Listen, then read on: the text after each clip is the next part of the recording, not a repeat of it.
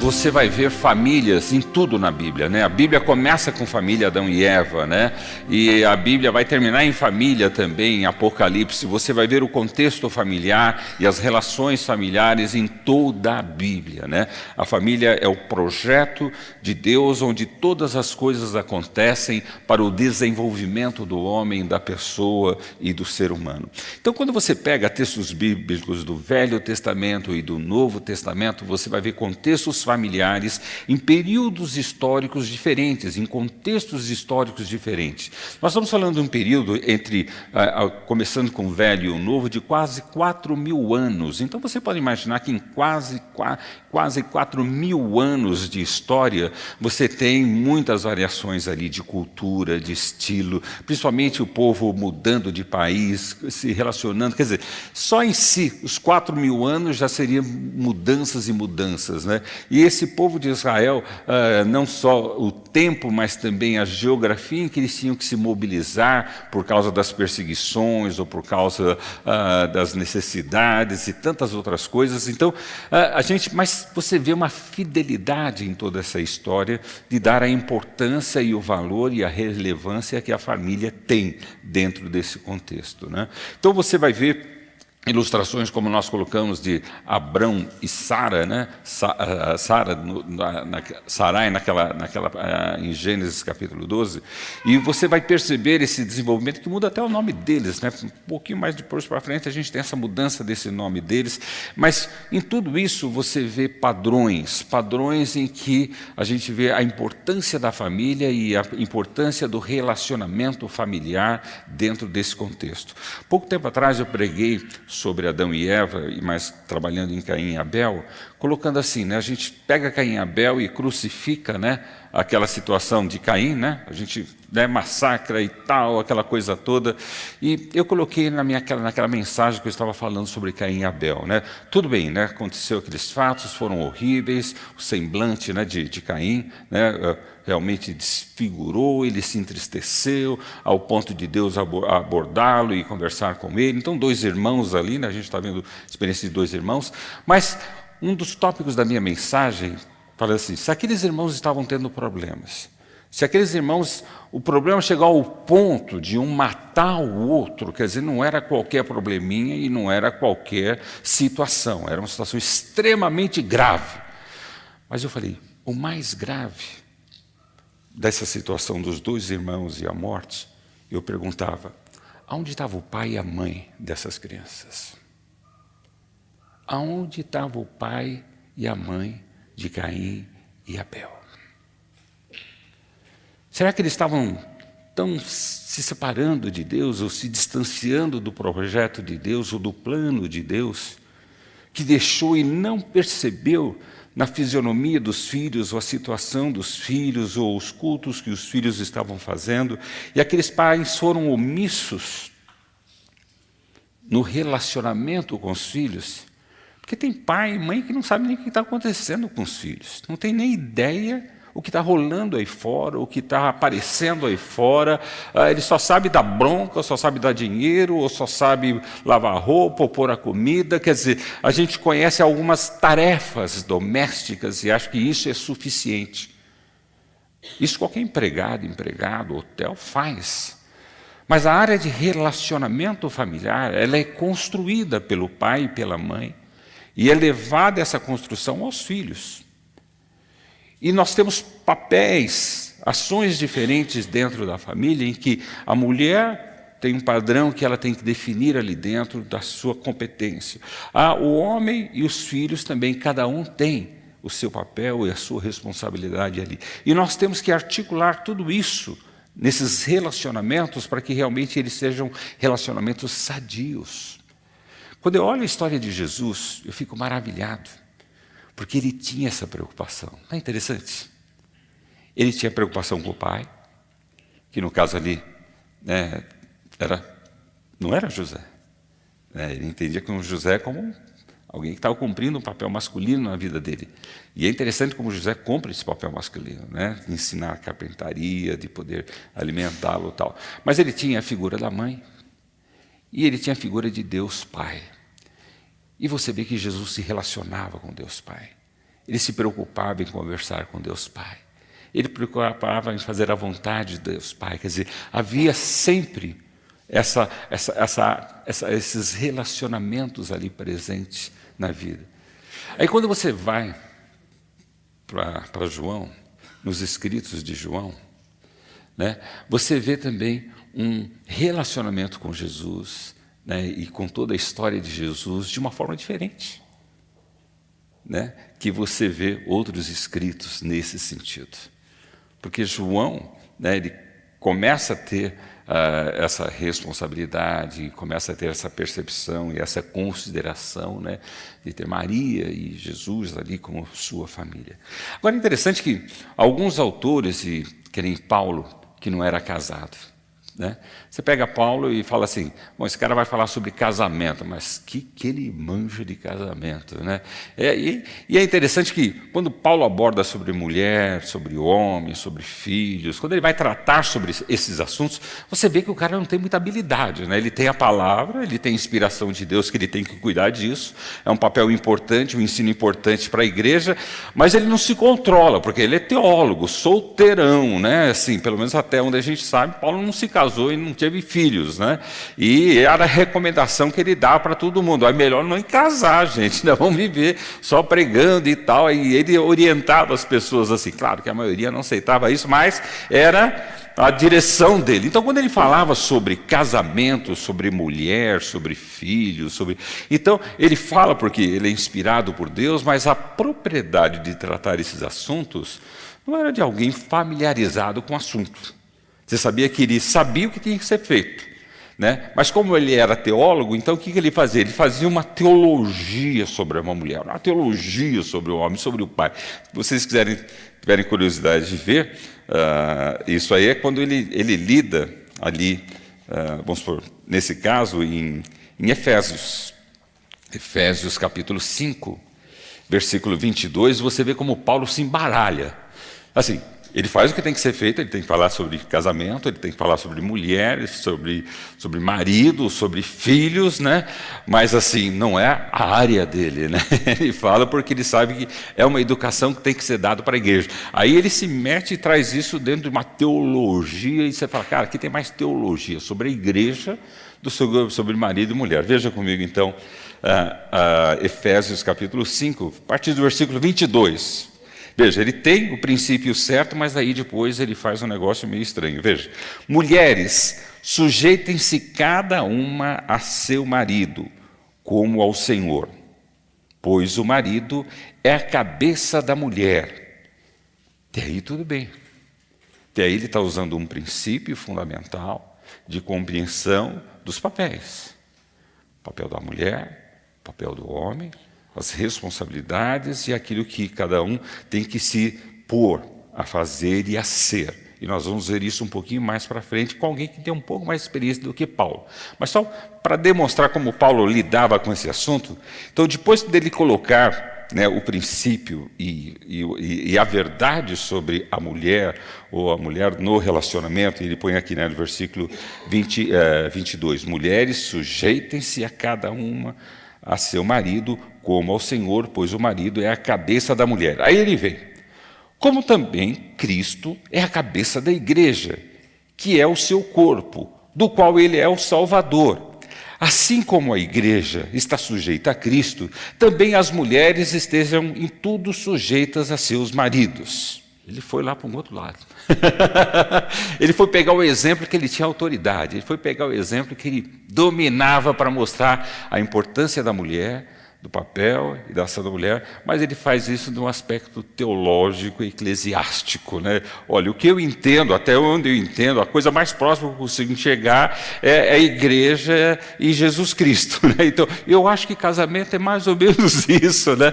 Ele está certo, né? Acho que a profundidade e a dimensão, né, do casamento deve ter essa magnitude de poder comparar, né, a esposa, o esposo, a igreja e ao Senhor Jesus. Mas isso só porque Paulo não tinha essa intimidade familiar, né, ele não tinha essa intimidade no casamento. Veja o próximo versículo, versículo 25. Maridos, ame cada uma a sua mulher. E aí ele está falando sério. E esse é um princípio que todos usam na Bíblia. Pedro vai usar, outros vão usar o princípio do amor e o princípio das mulheres da submissão.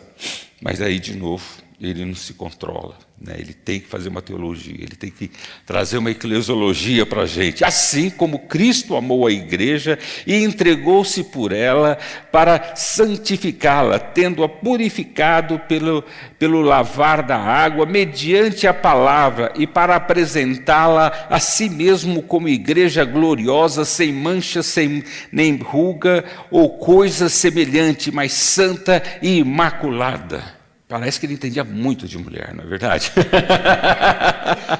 Parece que ele dominava, né, o assunto, né? Não, ele dominava sobre igreja, sobre Jesus, né? Mas ele trabalha com um princípio revelador de Deus, como o marido deve lidar com a esposa, como o marido deve, de fato, tratar ou ter em conta a esposa, né? E, claro, Paulo não fala com a familiaridade de uma experiência, mas ele fala pela autoridade que Deus dá a ele, do princípio do valor, que é igual em toda a Bíblia. No Velho, no Novo Testamento, outros autores, quer dizer, Paulo, ele também está fundamentado nesse conhecimento e nessa revelação e desse discernimento de Deus sobre o papel do homem e o papel da mulher e o papel de cada um nesse relacionamento. E isso é igual para todos. Cada um pode tratar de uma forma. Estou pegando Paulo por ser uma pessoa solteira. E claro, como solteiro, ele vai falar alguns princípios, mas não vai ter a familiaridade. Então ele traz aquilo que é mais ilustrativo, mais significativo, e você vê como Paulo santifica o casamento, trazendo o exemplo da igreja e de Cristo. Isso mostra assim, não só o conhecimento dele em relação à igreja e a Jesus Cristo, mas a consideração que ele acredita que no casal e na família deve existir. Não é bacana isso? Né? Eu acho assim, é um teólogo, né, nos trazendo uma verdade bíblica de princípios e valores, como a mulher deve tratar o marido, como o marido deve tratar a mulher. Claro, como solteiro e teólogo, ele pega o exemplo mais puro, mais rico, mais verdadeiro, mais expressivo. Você falar da igreja e de Jesus para aquelas pessoas, e para nós deveria ser assim também, são as coisas mais preciosas. Ele põe, isso que é precioso eu comparo ao casamento, apesar de eu não ser casado. Não é lindo? E o princípio que ele trabalha, ou a verdade que ele trabalha, é a mesma no Velho e no Novo Testamento. A submissão, o amor. E ele coloca dentro da sua ideia teológica, a interpretação teológica, as mesmas coisas que os outros autores colocam, só que de uma forma mais familiar, de uma forma mais prática ou vivencial, que não era o caso dele. Mas o que eu amo em Paulo, que mesmo ele não tendo a experiência, ele tinha a visão e o valor correto sobre o relacionamento e os papéis dentro do relacionamento para que ele funcionasse. Vamos pegar um outro autor, que é o que nós estamos lendo agora, que é Pedro.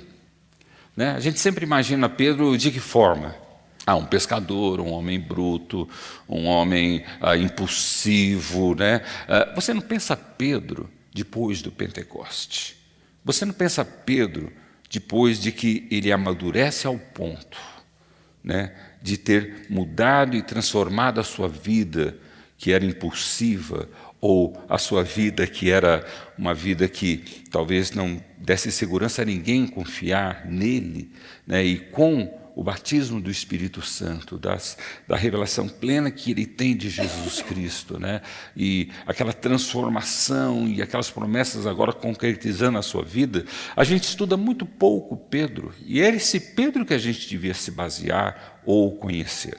Primeiro Pedro, essas cartas de Pedro já é escrita de um homem maduro, de um homem experiente, de um homem que jamais levaria Jesus para curar a sogra a essa altura, né? Quando Jesus, a sogra de Pedro está doente, ele era menino, inocente, vai lá, Jesus, cura minha sogra, né? Se talvez fosse nessa idade aqui, já não, Jesus, não precisa ir não que eu dou conta, né? A gente tem que pensar que Pedro, nessa altura, já é um homem experiente em todo sentido. Na vida cristã, na vida pessoal, no caráter, na personalidade. Ele era a coluna da igreja, respeitado na igreja, alguém que deu a vida, né, pelo Evangelho, literalmente deu a vida, morreu pelo Senhor Jesus Cristo. Quer dizer, não era mais aquele Pedrinho, agora era o Pedro maduro. E você tem que pensar Pedro maduro em todas as esferas, em todas as circunstâncias da sua vida. E uma das características de Pedro, que a gente tem a partir dos evangelhos, que ele era casado. Se tem sogra, tem que ter a esposa. Tem alguns que preferem casar com a sogra, né? Porque faz comida, né? Dá carinho. Mas assim, a filha, né, se namora quando dá. Eu gostava de ir na casa da Ieda porque minha sogra cozinhava muito bem, né? Mas assim, não, claro que não queria casar com a minha sogra, queria casar com a Ieda mesmo. Mas você percebe que ele tem família e ele amadurece em todas as esferas da sua vida, inclusive a familiar, a relacional. E quando Pedro vai tratar a mesma coisa que Paulo tratou ali, você vai ver, nesse texto que nós vamos ler agora, essa familiaridade desse assunto. E a maneira em que ele coloca aqui, ele não faz como Paulo, vou trazer uma teologia, porque como eu não tenho prática, eu tenho que trazer uma representação daquilo. Não, Pedro fala com propriedade, vai falar a mesma coisa que Paulo coloca, ou que em qualquer lugar da Bíblia você vai achar essas colocações desses princípios e papéis que cada um tem que cumprir, mas ele coloca como um homem mais experiente, um homem que vivenciou, um homem que experimentou e sabe o que é uma mulher, como uma mulher reage, o que uma mulher precisa, o que um homem necessita. Então, ele, quando ele escreve essa carta e ele vai falar sobre esses assuntos, ele está querendo edificar a igreja. É interessante. Ele está preocupado com o povo, com as pessoas, com o que está sendo ensinado, como as pessoas estão sendo educadas dentro disso. E ele tenta resgatar essa educação de princípios e valores que, novamente, o homem e a mulher, nos seus relacionamentos, precisariam cultivar, precisariam ter. Então, quando ele fala sobre esses assuntos, e ele vai falar com a propriedade de homem e de mulher, de alguém experiente, que pode falar sobre mulher, ou pode falar sobre homem, sobre marido e mulher, ele está falando de um contexto de educar a igreja, de ensinar a igreja, de mostrar os valores que a igreja deveria ter, deter e ensinar e ser. E ele, quando ele começa a sua primeira carta, claro que não dá para a gente estudar tudo, mas só para vocês terem uma ideia dessa dimensão bonita, antes de nós lermos realmente o capítulo 3, que vai ser a primeira parte dessa base desse nosso estudo, no início do capítulo 2, você vê que o porquê Pedro está tratando esse assunto família, o porquê Pedro está tratando o assunto relacionamento, o porquê Pedro está tratando qual é o papel do homem, qual é o papel da mulher, quais são os valores que isso está implícito ali. Veja no capítulo 2, a partir do verso 1. Vamos ler só alguns versículos, só para vocês entenderem que o objetivo de Pedro era edificar a igreja, construir os valores que uma igreja precisaria ter. Mais do que histórias bíblicas, mais do que doutrinas, mais do que religiosidade, aqueles irmãos precisariam saber cultuar a Deus através da sua convivência, da sua vivência, do seu relacionamento. Você sabe que Deus aceita mais o seu culto, né, relacional com a sua esposa do que aquele culto que você vai com a sua esposa assistir? Que Deus assiste você na hora que você está ali se relacionando com ela. E se relacionando com ela, comendo a comida dela, ou vestindo a roupa. Não, mas assim, cuidando um do outro, buscando ajudar um ao outro, a se relacionar com o outro. Que Deus está muito mais presente nesse momento do que aquele momento que você fala, para a igreja, estamos atrasados, tem que chegar na hora do culto, e senta ali, você, a palavra do Senhor. Quer dizer, o culto que Deus está presente e trabalhando na tua vida, é aquele que você fica dentro do quarto. É aquele que você conversa, sai com a tua esposa, e vocês se tratam, e vocês se relacionam. Isso é o que Deus se agrada. Isso é o que Deus, claro, a gente vai para a igreja, a gente precisa da igreja, precisa do culto, precisa do pastor pregando, né, contando história para a gente, passando os valores, mas assim, aquele culto em que você realmente está agradando a Deus, aquele culto que realmente você está fazendo aquilo que Deus quer, é aquele culto que você se relaciona com você, com a sua esposa e com os seus filhos. Jesus está ali. E vocês vão ver isso, que Pedro fala isso. Mas antes disso, veja que quando Pedro vai tratar esse assunto, ele está tratando no contexto da igreja, de ajudar a igreja a entender que o seu papel, a sua função, o que ela tem que trabalhar são valores, não são doutrinas, não são religiosidade, não são formas e costumes, são valores. Valores que ficam, valores que crescem, valores que se tornam legados para os nossos filhos. Portanto, livrem-se de toda maldade e de todo engano, hipocrisia, inveja e toda espécie de maledicência, como crianças recém-nascidas. Ele podia falar isso. Foi pai. Ele se relacionou, ele sabia como uma criança recém-nascida atuava. Como criança recém-nascida, desejem de coração o leite espiritual puro, para que por meio dele cresçam para a salvação, agora que provaram que o Senhor é bom.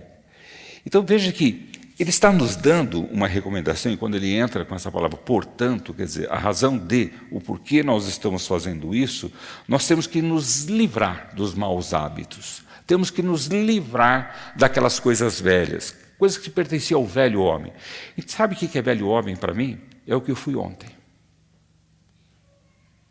Que eu vou ser velho homem amanhã é o que eu estou sendo hoje. Isso é o que se renovar todo dia. Tem gente que fica levando velhos homens na sua vida, e nunca se livra dele. Pedro está falando que nós devemos nos livrar daqueles maus costumes, maus hábitos, a maldade, veja, a hipocrisia, a inveja, toda espécie de maledicência. A gente, sabe, tem que tirar esses hábitos, tirar esses costumes, tirar essas coisas que não nos pertencem mais. Você fala, mas é meu, não é seu, é do diabo essas coisas do velho homem. Você é uma nova criatura em Cristo Jesus. Novas coisas se fazem, você precisa se renovar a cada dia. A cada dia a gente sai do casulo e se torna uma borboleta. É isso? Eu sei que você não gosta de se tornar uma borboleta, né? Não, um morcego, Batman, qualquer coisa, né? Mas assim, você sai e se renova de uma forma diferente e linda. Então, quando Pedro vai colocando e ele vai nos despindo, vai tirando aquilo que achamos que somos. Você não é nada. Eu não sou nada. Eu sou o que eu sou hoje. Amanhã eu vou ser uma outra pessoa. E eu quero ser uma outra pessoa em Cristo, com Cristo, para Cristo. E é que Paulo, Pedro nos ensina a viver a cada dia uma experiência nova, algo novo. Você tem que renovar o teu casamento hoje. Se for o mesmo casamento de ontem, está errado. Se você for a mesma esposa de ontem, está errado. Se você é o mesmo, está errado. Hoje você tem que sair daqui com um namorado novo. É o mesmo namorado, tá? Mas é um namorado novo. Ou uma namorada nova. Porque nós vamos nos renovar no dia de hoje. Então, quando Pedro vai colocando essas coisas, ele vai lidando com isso seriamente em toda a sua carta. Ele não só nos desconfigura daquilo que achamos que somos, e que esse é o nosso jeito de ser, e não tem que ser, porque nós somos novas criaturas em Cristo. Ao mesmo tempo, depois, no capítulo 13, é o capítulo que nós vamos entrar, ele vai colocando aquilo que precisamos ser, aquilo que faz parte de nós, aquilo que nos faz ser o que somos, as nossas famílias, eu enquanto homem, a minha esposa enquanto mulher e as nossas relações. Então, veja, portanto, livrem-se. O que é livrar-se? Livrar é desconsiderar, é tirar, remover. Não te pertence mais. Então eu sempre penso assim, aquilo que o Fernando era até ontem não me pertence. Não quero que seja má. Ah, mas e as coisas boas? Também não. Porque as coisas serão melhores no dia de hoje. As coisas serão superiores no dia de hoje. Então, portanto, livrem-se de toda maldade, engano, hipocrisia, inveja, maledicência, toda espécie dela. E como criança, recém-nascidas, desejem de coração o leite espiritual puro, para que, por meio dele, cresçam para a salvação, agora que provaram que o Senhor é bom. O versículo 5, ele começa assim: vocês também estão sendo utilizados como pedras vivas. E aí ele vai trazendo aquela experiência, aquela ideia que ele teve do próprio Senhor Jesus sobre a pedra viva, sobre ele como pedra, Pedro, né, que era Simão, se tornou Pedro. E ele fala assim: olha, na verdade todos nós somos Pedros e pedras. Masculino e feminino, Pedros e pedras, né?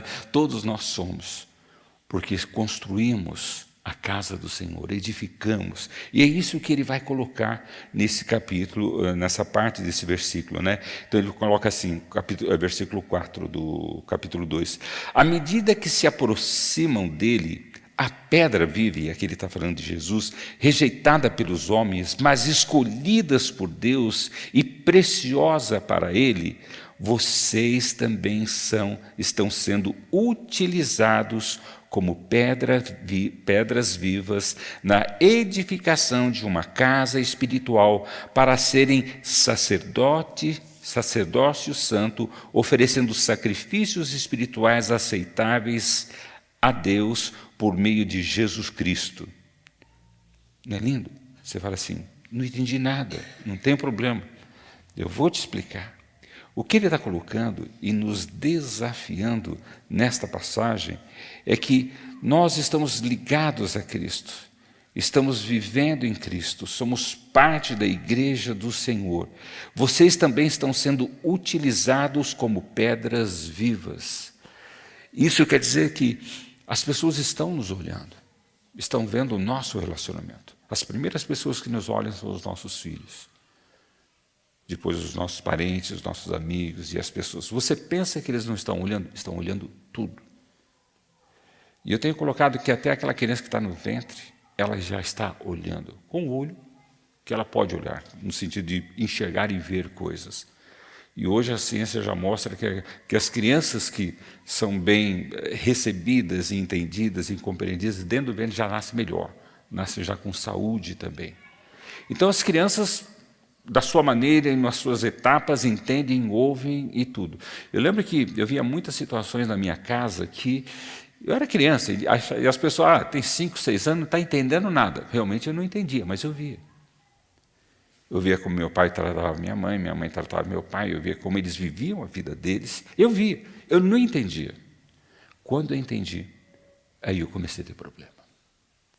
Quando eu entendi, cheguei na idade de entender aquilo que eu já via, aquilo causou um problema seríssimo na minha vida, de saúde, de saber, cara, aquele meu pai, aquela minha mãe, e tudo aquilo que eu vi, ouvia, eu não entendia mesmo, eu era muito inocente, como qualquer criança é inocente.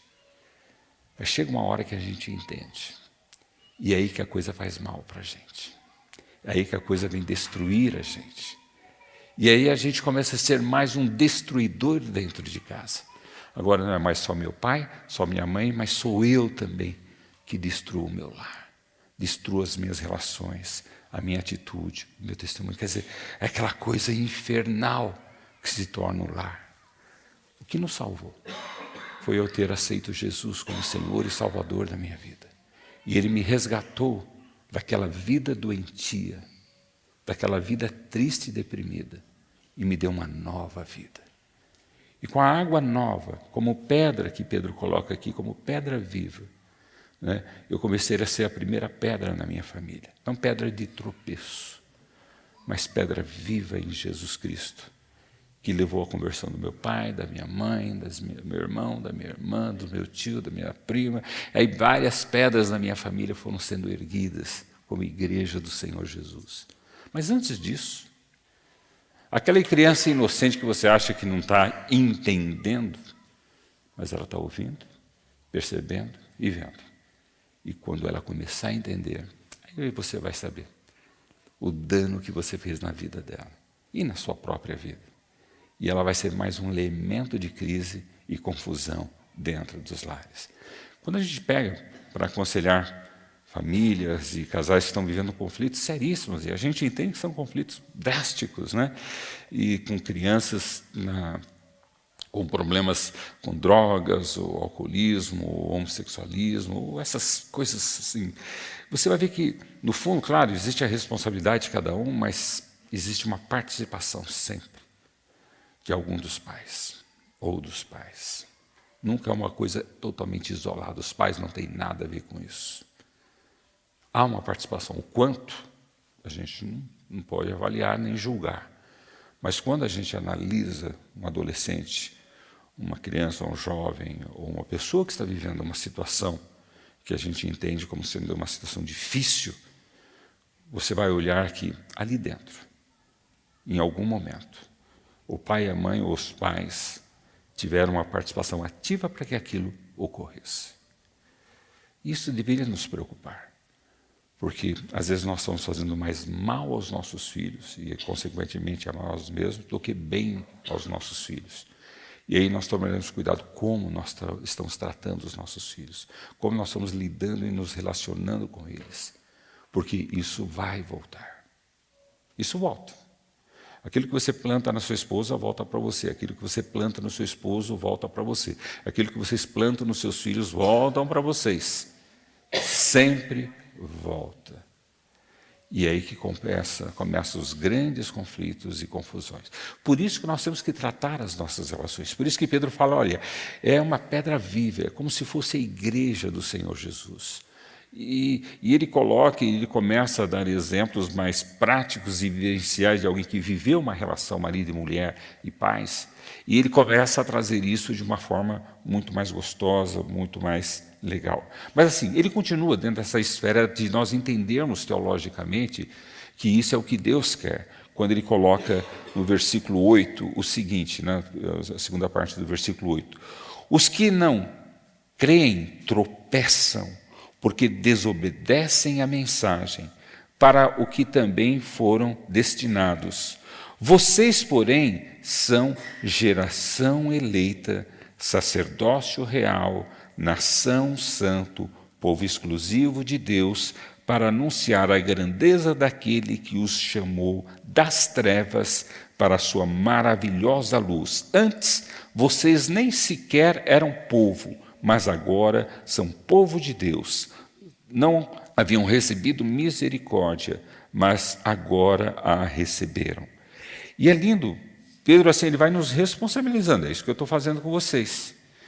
Ele vai nos trazendo a responsabilidade desse nosso papel nas nossas relações. Porque ele fala assim, olha, isso é tão importante que vocês não só são parte desse processo, né? Vocês são eleitos para isso, vocês foram escolhidos para isso, vocês são geração eleita. E ele não coloca somente que nós somos escolhidos e atraídos a Cristo para que Cristo faça isso na nossa vida, mas ele coloca também que nós somos sacerdócio real. O papel do sacerdócio era essa intercessão, não é intercessão de oração, era uma intercessão real. Né? Eles representavam o povo e representavam Deus nessa relação. Veja que bacana, nós somos nação eleita, escolhido para sacerdócio real. Não é magnífico isso? Deus nos escolheu para sermos sacerdotes. Primeiro somos sacerdotes dos nossos filhos. O sacerdócio entre eu e a minha esposa. E aí a gente se estende no sacerdócio às outras pessoas. Nós, como pastores, às vezes erramos muito. Somos muito sacerdotes das outras pessoas e às vezes não somos das nossas pessoas, das nossas esposas, dos nossos filhos. E eu vou falar, Senhor, eu ganhei 1 milhão de vidas para o Senhor. Nesses quase 40 anos de ministério que eu tenho, Senhor, foram 1 milhão de vidas que eu ganhei. O Senhor não vai estar olhando isso. Ele vai ver se eu ganhei a minha esposa, se eu ganhei os meus filhos. E aí, a partir daí, ele fala, talvez você ganhou 1 milhão de pessoas. Obrigado, hein, Fernando? Ele vai começar por aqui. A contagem de Deus é aqui. E muitos pastores esquecem isso. E se dedicam só na contagem dos outros. Deus vai começar a contagem por aqui. O sacerdócio que eu tenho que exercer com a minha esposa. Como é que eu exerço o sacerdócio com ela? Eu oro com ela, eu leio a Bíblia com ela, eu converso com ela, eu ministro na vida dela.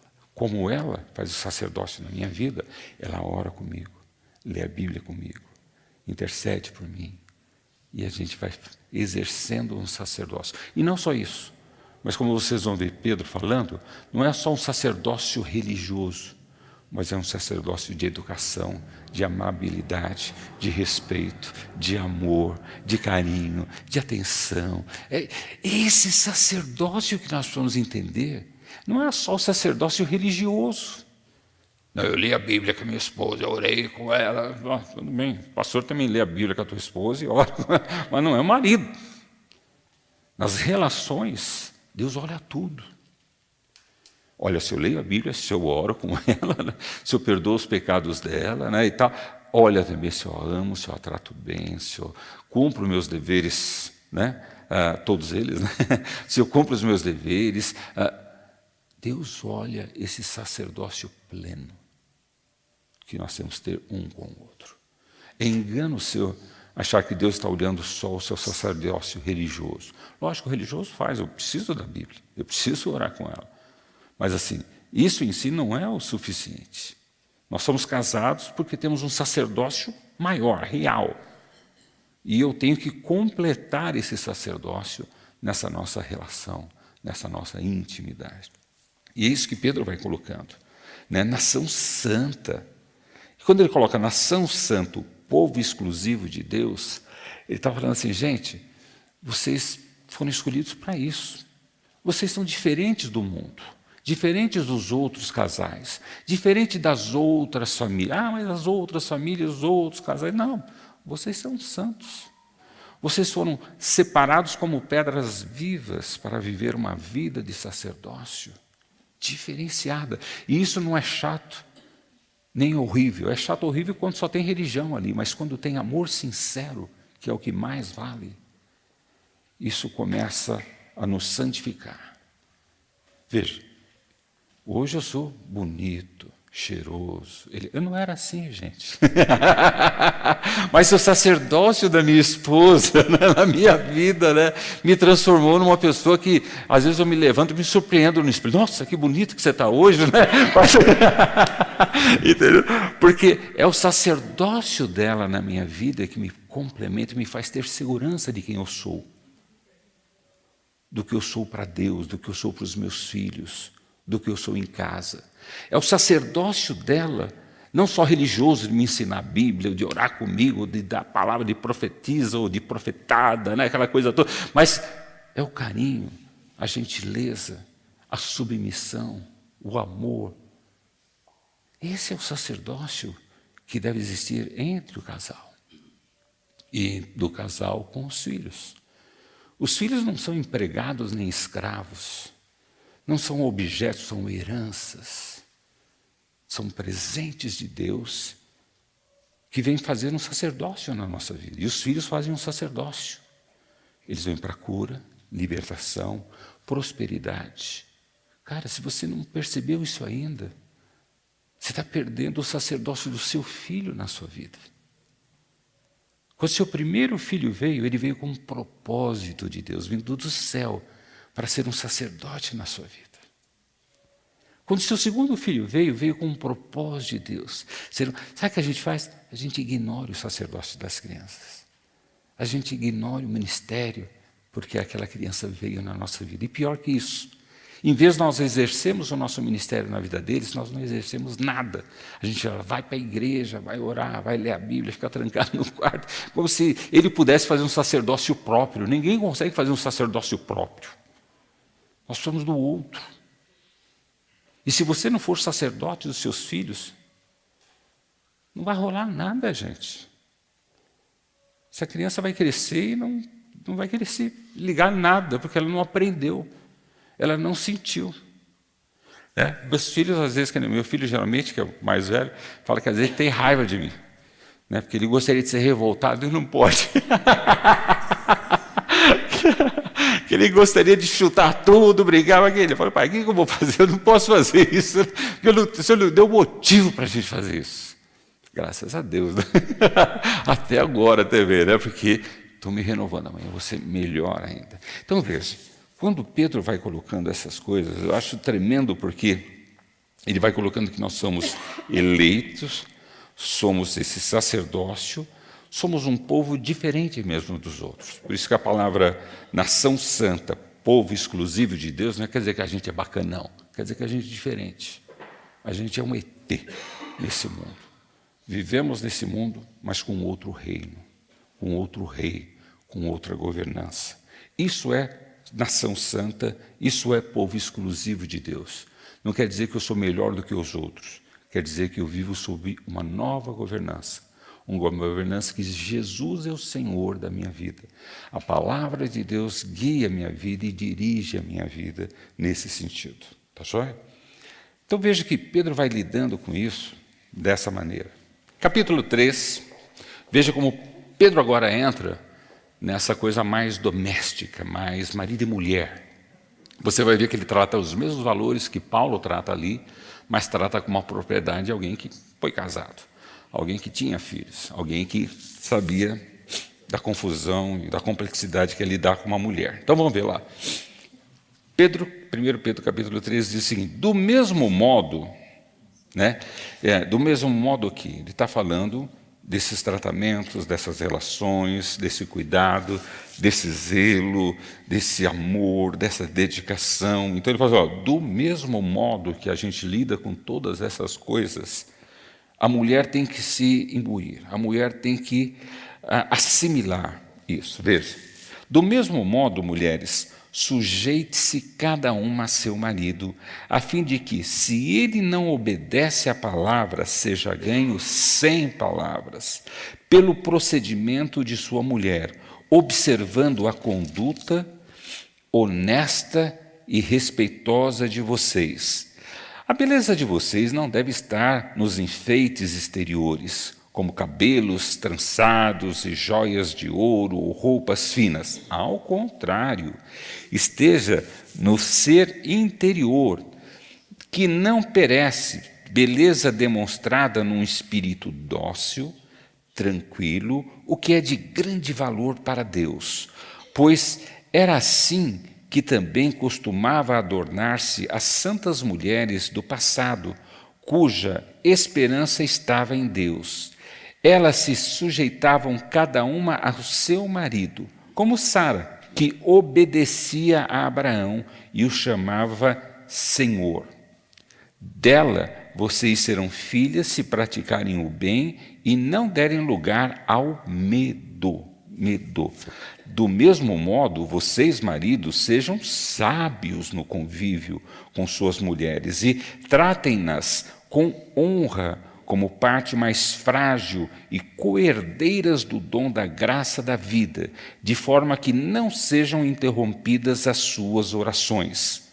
Quanto ao mais, tenham todos o mesmo modo de pensar, sejam compassivos, amem-se fraternalmente, sejam misericordiosos, humildes, não retribuindo o mal com o mal, nem insulto com insulto, ao contrário, bendigam, pois para isso vocês foram chamados, para receberem bênção por herança,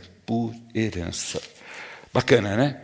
Uma das passagens que a gente mais gosta enquanto homem, e a gente vê a autoridade de Pedro, e eu me relaciono com Pedro nesse sentido, que é o versículo 3, a beleza de vocês não deve estar nos enfeites exteriores, gastar nosso dinheiro com tantas coisas, desperdiçar o nosso dinheiro comprando isso, bijuteria, joia, tal. Estou falando que o Chapinha, o cara era casado, ele sabia o que ele estava falando, ele tinha experiência própria, né, nesse sentido, né? Fala, não fique ligada nessas coisas, né? Mas assim, o que é mais importante é esse espírito dócil, tranquilo, que é de grande valor para Deus, né? Vocês vão ver que ele lida dentro desses assuntos com a propriedade, lógico, de alguém que conhecia relacionamento e se relacionava. E ele trata do papel da mulher, né, ali em termos, né, com seu esposo e como deveria ser essa relação de estar debaixo de uma mesma missão, de estar debaixo de uma mesma orientação, de estar debaixo de um mesmo sacerdócio real. Lembra que lá, anteriormente, ele estava falando de sacerdócio. Então, como é que é viver um sacerdócio? Entender que alguém tem funções diferentes, tem papéis diferentes dentro da relação. Vamos supor, numa igreja, né, todos são iguais, mas existe o pastor, existem os diáconos ou presbíteros, existem situações e pessoas que cumprem funções diferentes. Não é que um é mais importante que o outro, mas tem responsabilidade diferenciada do outro. E dentro do casamento é a mesma coisa. Então, a mulher tem o seu papel, o homem tem o seu papel, os filhos têm o seu papel. E para que as relações aconteçam corretamente, cada um tem que cumprir com excelência esse papel. Então, nós temos orientações para os filhos, como os filhos podem transformar não só a vida deles, como a vida dos pais, quando eles começam a fazer esse sacerdócio de agir dessa forma santa dentro do lar. É estranho pra caramba. Eu vejo, quando eu me converti, eu era avesso aos meus pais, né?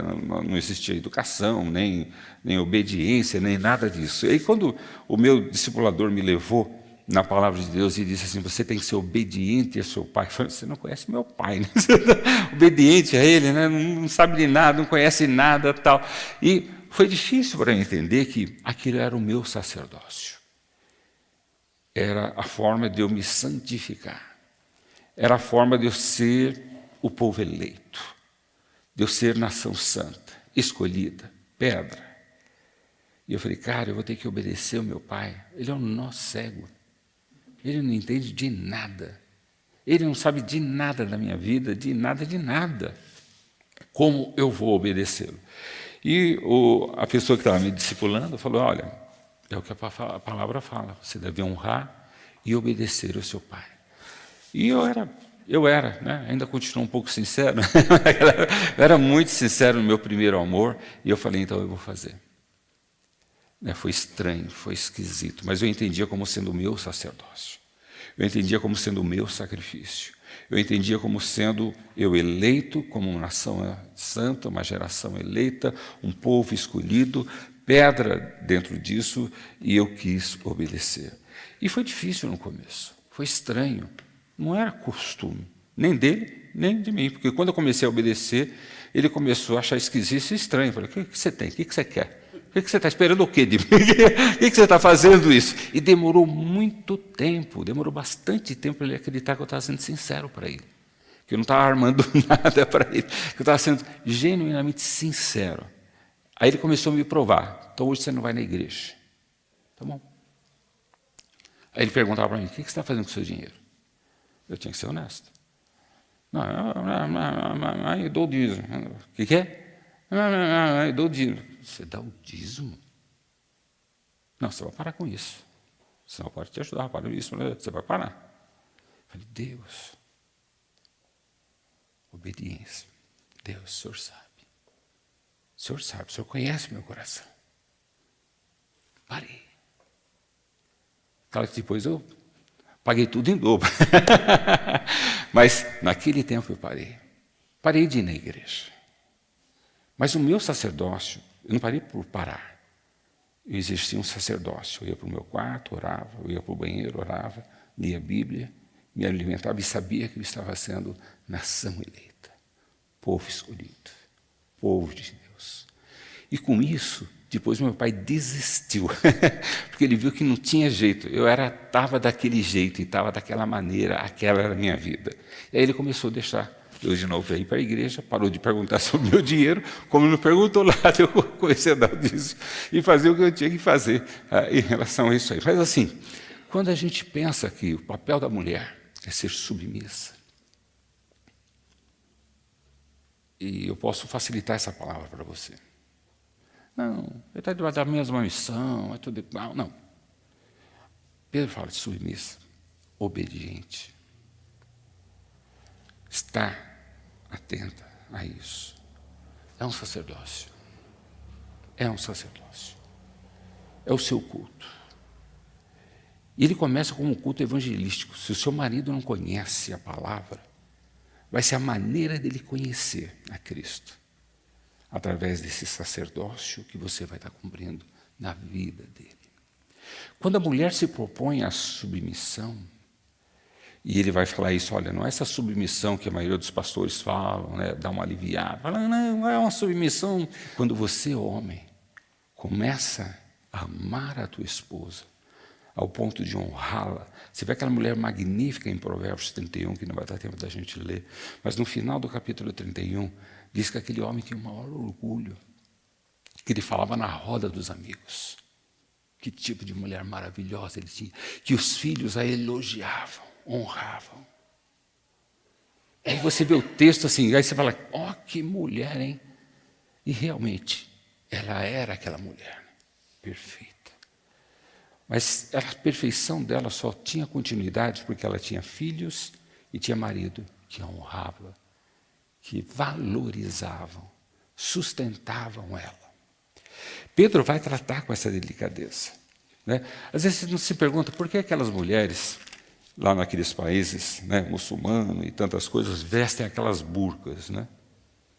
Toda preta, toda escondida. Você fala, o que tem ali atrás, né?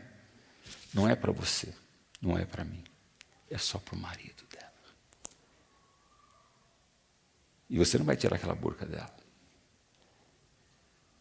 Mas se você pudesse tirar, você ia ver uma mulher linda, cheia de joias, maquiada. Uma mulher, porque aquele marido supre ela de uma tal forma. Claro, assim, não é todo o caso, claro, não é todo o caso. Mas boa parte delas se preservam, se guardam para o marido. Não é lindo isso? Cara, a mulher não se importaria em se submeter a um homem que a ama de verdade, de forma nenhuma. Eu conheço mulheres empresárias, pessoas, mulheres de destaque na sociedade, mulheres de destaque na área de intelectual. O maior sonho delas é poder ter um marido que a oriente, que seja o senhor da vida delas. Nenhuma mulher tem prazer em mandar, nenhuma mulher tem um prazer natural em querer comandar. Elas são boas de articular, elas são boas de nos levar, de nos conduzir. Mas somos nós que devemos que liderar. Agora, essa liderança que Pedro vai colocando, você vê assim, no decorrer do livro, ele fala, é em harmonia, é em concordância. Não é eu mando, você obedece, você me chama de Senhor e eu falo aqui qualquer coisa para você. Mas ele vai nos colocando assim, nos resgatando assim, olha, vocês são são herdeiros da mesma forma, deve se tratar da mesma forma, com o mesmo respeito, com o mesmo amor, e ele vai colocando o homem e a mulher nesse relacionamento dessa maneira, assim que nós estamos compromissados. Eu tenho um papel diferente no nosso casamento, mas nós somos iguais. E claro que eu sempre tento superar as expectativas da Ieda, fazendo muito mais do que ela espera, muito mais do que ela quer, muito mais do que ela deseja. E ela da mesma forma comigo. Isso que nós estamos fazendo, sacerdócio. E às vezes no começo não é fácil. Nós não estamos acostumados a isso. A gente está acostumado a ser homem e mulher. Marido, trabalhador, uma esposa trabalhadora. A gente não entende que existe uma ação relacional sacerdotal entre nós. E que nós devemos zelar e cuidar dessas relações. Veja assim que bonito, né? Porque ele vai colocando em que a mulher tem esse papel, dessa responsabilidade de ministrar e fazer esse sacerdócio na vida do homem, de empurrar o homem para ser o Senhor, de empurrar o homem a ser o líder, de empurrar o homem a ser o sacerdócio. Esse é o papel da mulher, colocando o homem no seu devido lugar e o homem assumindo esse papel. E veja que no versículo 7 ele coloca assim, do mesmo modo vocês. Quer dizer, Da mesma maneira, há um mesmo tratamento, há um mesmo equilíbrio. Deus não trata o homem e a mulher diferentemente, mas são modos diferentes de ação, modos diferentes do homem e da mulher, e que nós precisamos entender e compreender. Então, quando ele coloca assim, no versículo 7, do mesmo modo vocês, maridos, sejam sábios no convívio. O que quer dizer isso? A palavra sábio vem de saber fazer alguma coisa, não é só conhecer. Saber a liderar ao dia a dia. Quando ele diz assim, e é isso que você está colocando, ser sábio, né? Versículo 7, sábios no convívio, é eu saber, na minha vida, o que nós temos que fazer, como nós temos que fazer, como nós temos que liderar. Então, o homem precisa buscar conhecimento, e em Provérbios te dá sabedoria para isso, para você saber como você conviver. Não é teu esposo que tem que saber como conviver. Somos nós, homens, que devemos buscar sabedoria de saber como conviver com as nossas esposas. E ele dá alguns exemplos. Com suas mulheres, e tratem-nas com honra, valorizar. Que nem lá em Provérbios 31, aquele marido, sabe onde ele honrava a esposa? Era com os amigos. A minha esposa é joia, minha esposa é 10, a minha esposa é tremenda. Ela é isso, ela é aquilo. Quer dizer, ele falava, ele valorizava verbalmente. Honrar não é ter consideração. Ter consideração, até o diabo tem por você. Ele considera muito você filho de Deus, né? Salvo, né? Pessoa que ele quer derrubar, ele considera muito você. Mas honrar é você valorizar. Quer dizer, quando nós cantamos os hinos, nós estamos honrando Jesus. Aquilo que ele é, aquilo que ele faz. Quer dizer, nós temos que honrar a nossa esposa. Qual foi a última vez que você honrou-a? Você fez uma comida gostosa. Isso não é honrar ainda. Eu honro quando eu falo para uma outra pessoa. Quando eu comunico os valores dela para uma outra pessoa. Na frente dela, longe dela. Sempre eu estou falando dela. Vocês perceberam que nesses dias, a gente não está fantasiando, a gente se honra mutuamente, aqui, lá em casa, no quarto, com os nossos filhos, com os nossos amigos, e tem gente que se lasca de raiva da gente. Eu estou pouco me lixando, porque ela merece honra. E nós temos que nos honrar mutuamente. E isso é o que nos alimenta e nos sustenta. Então, quando você honra uma pessoa, você está sustentando ela naquela condição. Honrar não é só considerar, porque eu sei que todo mundo considera um ao outro. Mas consideração é que nem eu disse, até o diabo tem por você. Jesus, se ele tivesse consideração, seria legal? Não. A Bíblia diz que ele amou e se deu a si mesmo por nós. Ele honrou o Pai dessa maneira. Então, maridos e esposas, porque não é só o marido que tem que honrar. Pedro está colocando em termos de função prioritária, mas que ambos deveriam tratar assim. Quantas mulheres desprestigiam o marido? Tanto o homem como a mulher têm que se honrar mutuamente. E bacana, você tem que honrar os seus filhos. Falar bem dos seus filhos. Lembra, as relações, todas elas são importantes. Né? E os nossos filhos, sempre que nós nos falamos, sempre eles nos honram. Pai, você é o cara mais gato do mundo. Né? Pai, você é muito isso, muita mãe. A gente, quer dizer, sempre estão trazendo palavras de apreciação. E graças a Deus, enquanto a gente está vivo, porque depois do morto não interessa mais nada. Eu não preciso mais me sustentar, porque a honra sustenta o herói. A honra sustenta aquela mulher que está tentando ser submissa. A honra sustenta aquele homem que está tentando amar. A honra sustenta aquele filho que está tentando obedecer. Sabe? Não existe nada pronto. Enquanto vivermos, estamos sendo construídos. Então não espere que seu filho seja construído uma vez que você não é construído. Não espere que a sua esposa esteja pronto, porque vocês estão se aprontando. Nós somos a igreja de Jesus. Nós somos o povo de Deus. E nós estamos nos arrumando. Quando eu olho que a honra é a maneira de eu sustentar minha esposa linda, maravilhosa, perfeita, minha companheira, minha amiga, minha melhor amiga, sem dúvida. Eu falo para ela, você não é só amiga, você é meu anjo. Tem Jesus e tem os anjos, ela é meu anjo. Sabe, quando a gente honra um ao outro, nós estamos ministrando sustentação. A Bíblia não fala que nós devemos sustentar uns aos outros, apoiar uns aos outros. Você apoia o teu pastor quando você honra o teu pastor. Quando você honra o seu pai, a sua mãe, a sua esposa e tudo mais. Então, e ele vai colocando essas coisas dentro desse contexto e vai levando a coisa numa seriedade tremenda, porque ele vai dizendo assim qual deve ser o nosso comportamento nessa nova vida que estamos vivendo, nesse novo sacerdócio, né? Então, não só nós devemos honrar uns aos outros, né? Mas o nosso modo de pensar deve ser diferente, né? A nossa forma compassiva, a nossa forma fraternal, a nossa forma misericordiosa, a nossa forma humilde, que não dá tempo da gente discutir tudo isso com vocês hoje, mas assim, vocês iriam aprender novas características que hoje eu posso ter, porque tudo isso eu posso ser. Você fala, não, isso é impossível. Não, não é impossível. É impossível para pessoas sem Cristo. As pessoas em Cristo, e por isso que é importante você aceitar Jesus como Senhor e Salvador da sua vida, você tem o poder para viver tudo isso que está aqui. Agora, se Jesus não é o Senhor da sua vida, se você ainda não entregou a sua vida a Jesus, cara, isso é impossível, esquece.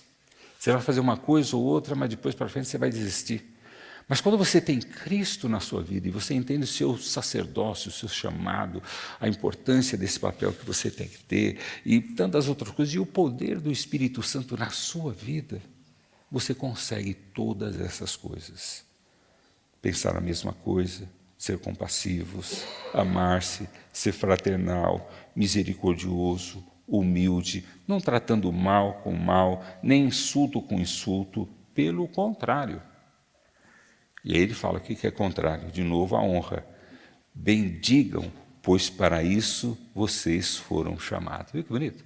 Bendigam. O que é bem dizer? É honrar. Dizer bem. Dizer bem. Honrar. Nós somos chamados para isso. Então hoje você vai bem dizer a tua esposa ou teu esposo. Porque isso é o teu chamado. Sabe?